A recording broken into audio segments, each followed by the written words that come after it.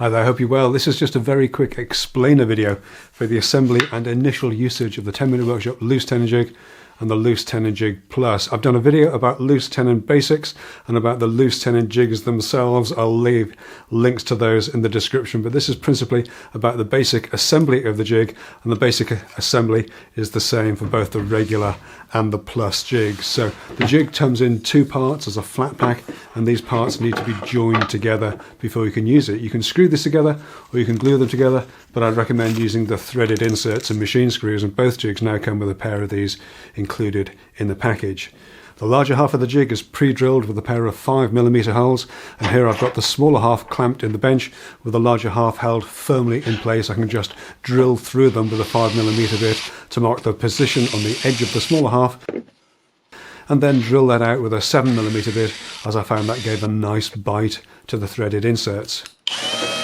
I'm putting a little countersink onto the edge as I don't want the inserts to stand proud, and whilst I have it in the drill, I'll also add one to the pre-drilled holes in the face of the larger half. The inserts are simply screwed in with a hex bit. Feel free to add a dab of epoxy in there if you're feeling confident, and then the two halves can be joined together with M4 machine screws and just nipped up tightly enough to keep everything together.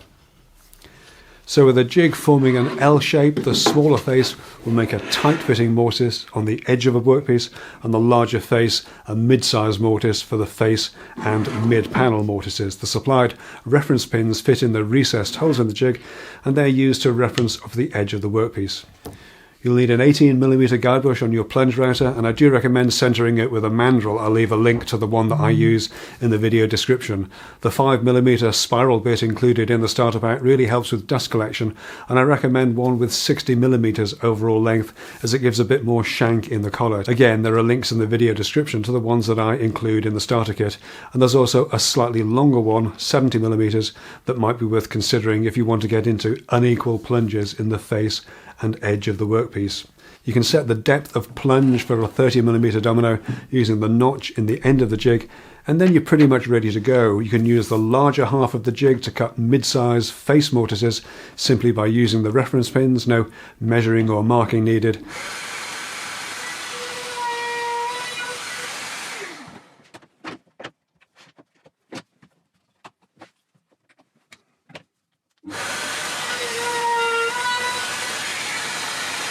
And mid-panel mortises by lining up the centre scribe line against a pencil mark.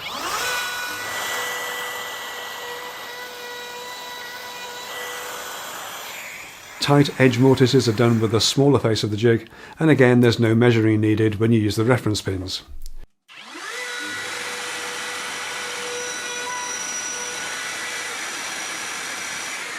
On the plus jig, the row of holes allows you to bore holes on 32mm centres, perfect for shelf pins, for example. And this row of holes can be extended by using one of the reference pins in the extension hole.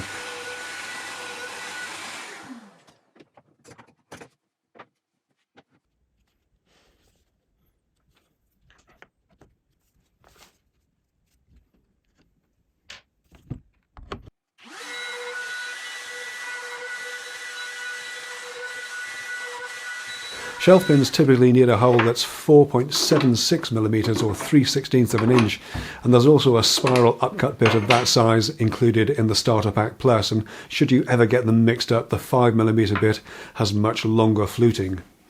That's pretty much all there is to it. Again, there's more detail in the public-facing launch video, and there'll be more to come in due course. As always, if you have any questions, then feel free to contact me through the member platforms if you're a member, or otherwise via social media. Thanks so much for watching, and do enjoy the jig.